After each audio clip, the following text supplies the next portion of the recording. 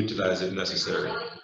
Because as I mentioned to you, that sometimes person's intentions are pure, they just want to a hug, to cheer you up, cheer themselves up. It can be very, very, very casual, right? But the fact is, there are cases where the aggressor, their intent may be a bit sinister or deeper than which is expected. So True. you have to have a policy in place to protect. Yeah, understood. Right? Very, very important. And don't forget, guys, I've always said this, that the work environment evolves over time, Shanique. So what is happening today in your organization, that culture, that kind of close-knit behavior or practice, it may not exist next year, right? Yeah, got it. Right, so the policies are critical. Okay. Good. It's a very important point I'm making right here. Good. It says it is important to note that the victim's perception of the problem determines whether or not unacceptable harassment occurred, not the intent of the harasser. The harasser may not be aware that he or she is offending another, but this does not relieve him or her of responsibility of offense. Can somebody explain the first and second point here? You can take whichever you want. The first point, let's start with that one. What does that mean?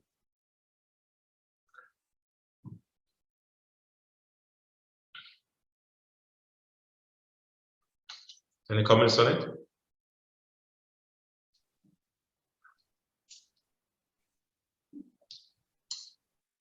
Not hearing anyone. Is this saying that it boils down to the victim's perception in terms of whether the victim felt that they were sexually harassed, not whether the person had intended for them to feel that way or actually meant to sexually harass them, but it boils down to how the victim felt. Very good. So the fact is, a simple comment like honor babe may seem casual, as I mentioned to you in this case, but how does a person who's the recipient of those comments, how do they feel about it? So you might say it's nothing, but they might say, look, it's a big thing, I don't like that comment. For whatever reason, they will give their explanation. Good. The second point is saying here that the quote-unquote harasser, all right, and I will use aggressor or offender for now, because you can't be a harasser unless you're found to be guilty of the offense, right? But anyway, you might say you meant nothing by it. It was just like a hug or, as I mentioned, a pat on the shoulder or whatever it is. All right, you may also say that because in some organizations it's commonplace for persons to sit in each other's lap, there's horseplay happening in the office space or so on. You may say it was a jovial thing you're doing, but it doesn't relieve you from the responsibility.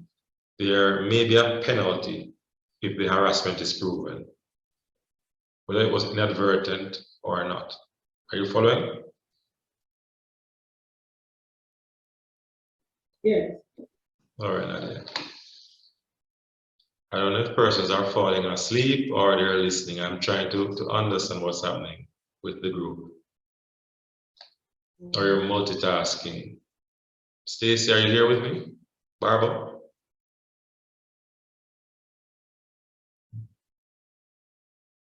Not hearing Stacy. Suzette?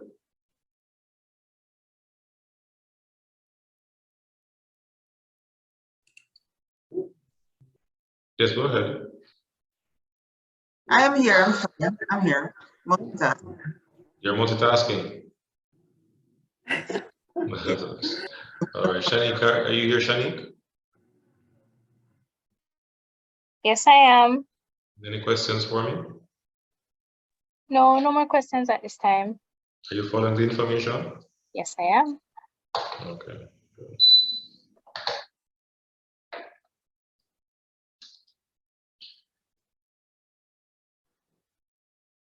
Okay.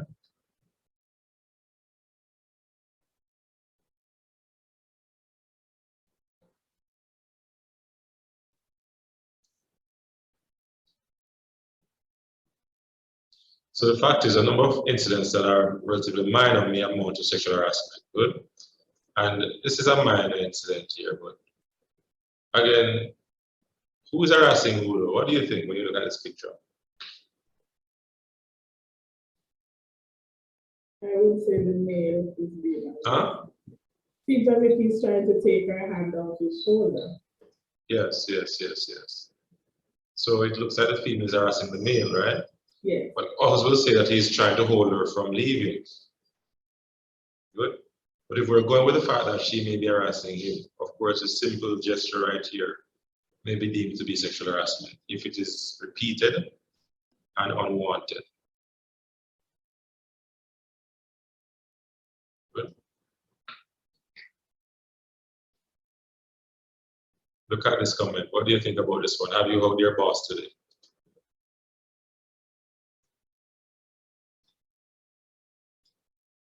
Seems innocent. It would have been innocent 15 years ago, not now. So it would have been innocent 15 years ago. I don't think it would have been innocent 15 years ago or no, Eddie, at all. 15 years ago it would have been innocent. I think 15 years No, ago it it would would have. not have been You don't think so? innocent, I Lauren. don't think so, Nope. no. Not at all. Especially in those what reason? Can be a side hug. Hug from the No. side maybe.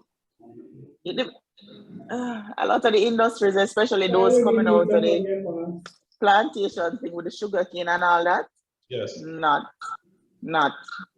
male dominated environment, not. I've heard horror stories of 15 and 20 and 30 years ago.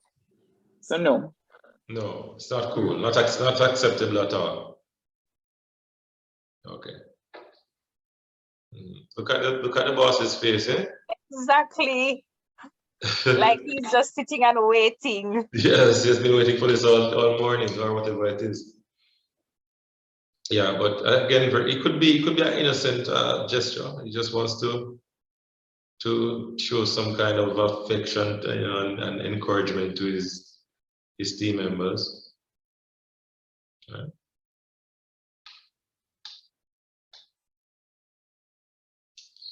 So the fact is, the stats coming forward for many years now illustrates that women tend to report cases of harassment, and the harasser usually are men. That is something which is clear-cut in the news a lot for the last couple of years as well. Right? Do we have any statistics on males reporting sexual harassment? Very good. I'm going to get there. So the fact is, as it pertains to males being harassed, definitely not. We don't have any data on that. And again, the culture comes into play with this, because there is a viewpoint that males are the more dominant species. We're in a patriarchal society, and there's no way that a woman can sexually harass a male. By the way, Wayne, you're here as an attorney, you can assist me. On paper, can a woman rape a man, Wayne? Clarify for us if you can assist. On paper, by law, can a woman rape a man?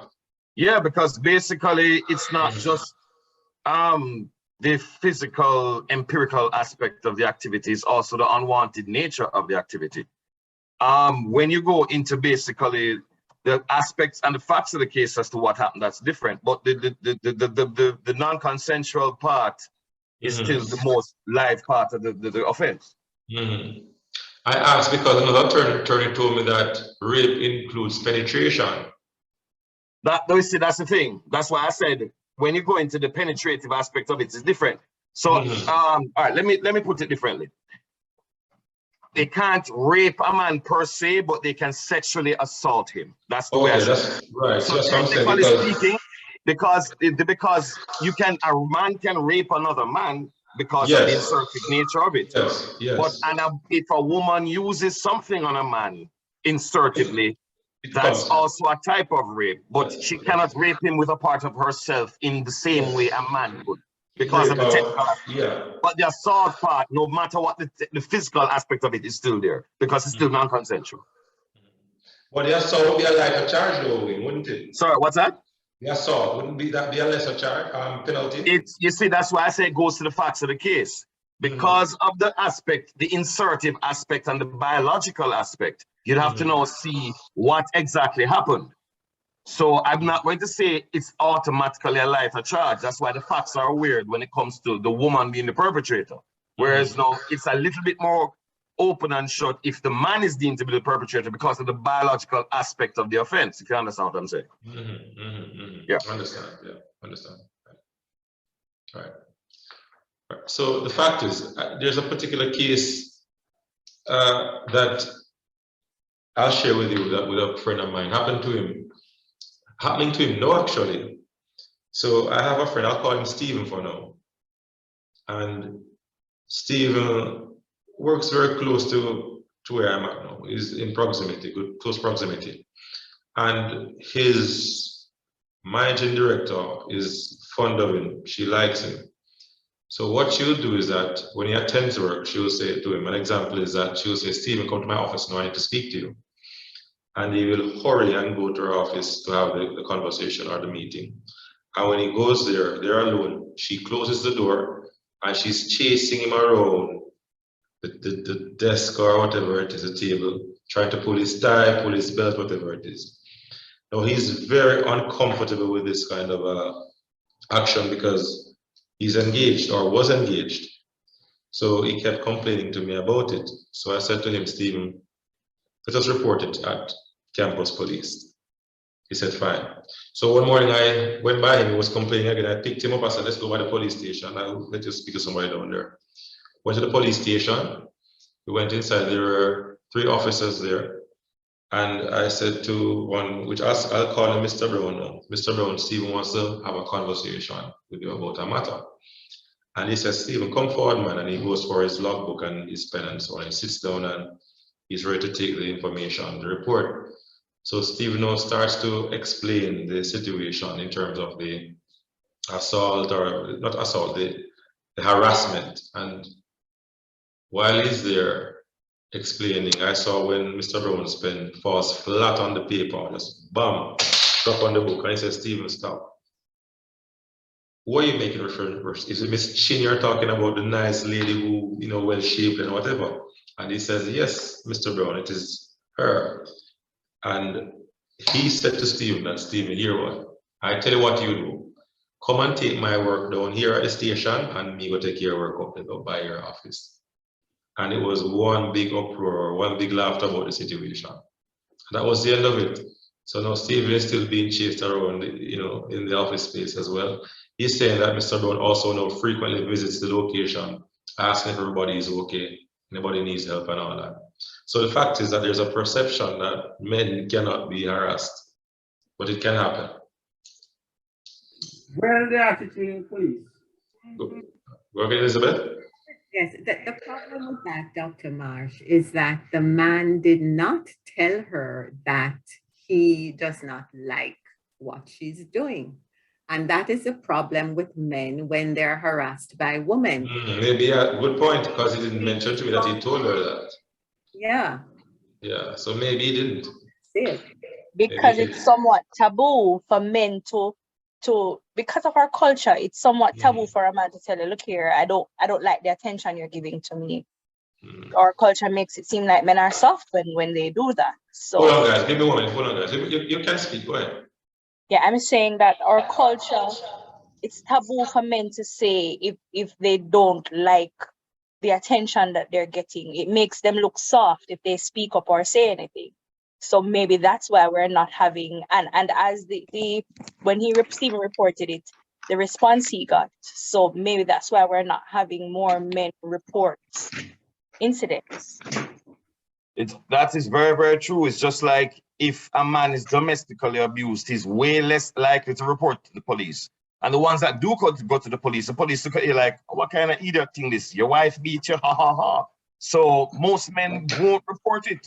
It's seen as a weakness, or that something is fundamentally wrong with you, even if it's not your fault. Good morning.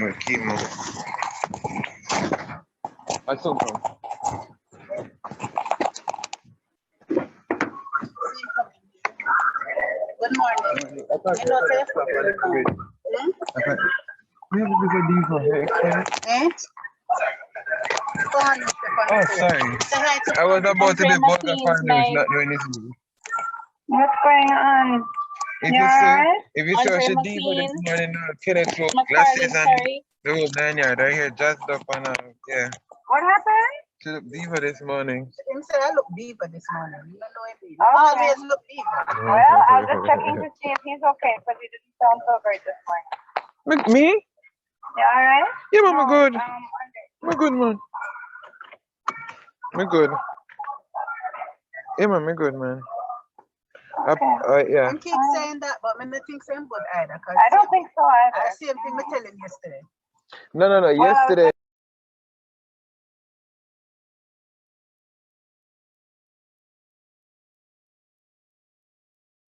Yes, guys, I'm back. All right. I heard some talking. Somebody they had their microphones open. Yeah, just go ahead.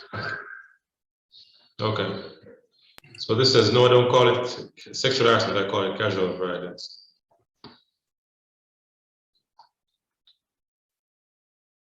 So we spoke about the harassment with the opposite sex, but of course, what is on the rise today is same-sex harassment, right? You have women harassing women. You also have men harassing men. It says, love your work, but not as much as your beard. Hey, I'm just kidding, right? So this is also happening today.